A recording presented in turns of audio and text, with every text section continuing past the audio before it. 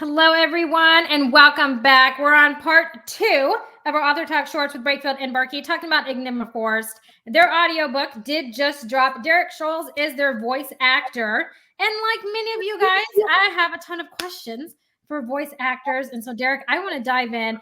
How did you become a voice actor? What was that process like for you? Because I have a lot of people interested in audiobooks and those kinds of things, and they don't really know where to start or where to begin. So I just want to hear your story and how you fell into it. Oh, good grief. We go back to 2012 is actually when I really started actively trying to be a voice actor. And the first thing I did actually was go to Canada because there was the nearest voice actor who was doing evaluations on whether you could actually handle doing like the reading the scripts and stuff was way up in Montreal. So I had to drive around the lake and then head up because the ferry wasn't there anymore. And he put me in the booth for like 3 hours, record the whole thing. And he gave me a bunch of scripts that he had done, stuff for Mattel and things like that. So it was like commercial, all of variety. And, cause I came from a stage background, and he was like, no, you're one of the few stage actors that I think can actually handle the commercial stuff. So I'm like, okay, cool. Ooh. So, I did that. And then I started hunting out for a voice acting coach because because it's one of those things where it's like, you have to build the endurance up to be able to do any kind of any kind of voice acting, even acting in general. But it's really weird because you don't have your face, you don't have your body to react along with. It's your voice and voice only. So you have to be able to encapsulate all of the performance in that one thing. And on top of that, you have to be able to handle the director cutting in and saying like, okay, that sounds great, but can you give us a little more brightness in the voice? And you have to be able to interpret that correctly. Of course, this is like commercial and this is like non-audiobook stuff, but right. It's one of those things where it fits into audiobooks as well. When I got into audiobooks I don't remember the exact year, but the Rox and Charles were the first authors that I actually jumped back in because I was working a regular job at the time, and they switched my hours up. So I wasn't working nights anymore. I was going to be working days, which means all my commercial stuff I couldn't do anymore. So I messaged a couple coaches, say, what do I do? And they're like, well, you can do either one of two things, e-learning or audiobooks. I'm like, oh God, because like I had a bad experience with an audiobook a few years previously, a bad contract and stuff. So I'm like, oh, I don't know. They said, oh, check out ACX. I'm like, okay, I'll go on ACX. So I went on there, looked around, found this one weird script. And it was like two brothers from Mexico in the script. And I read it. I'm like, this is kind of funny. All right, I'll go try this out. So I did it and submitted it.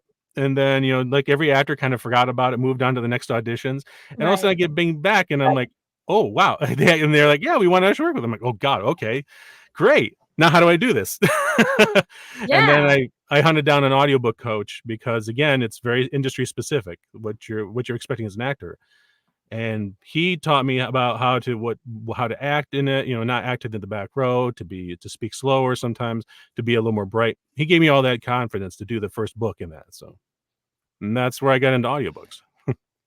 Nice. See, I love that. I could not do what you do. I couldn't. I live in awe of you. I could dabble in it maybe, for fun, but no, I would not be able to. So kudos to you. And I love you kind of just fell into it, like in a sense, like, I mean, in a sense you worked at it, you went and got a coach and did all these like fancy things, which I love, like professional things.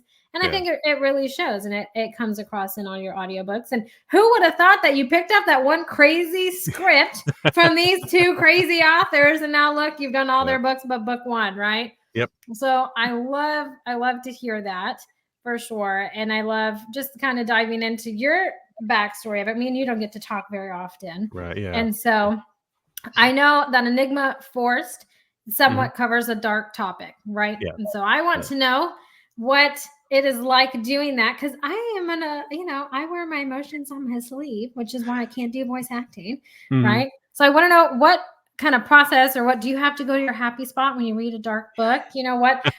What do you need to do, Derek, when you hit heavy topics in a book?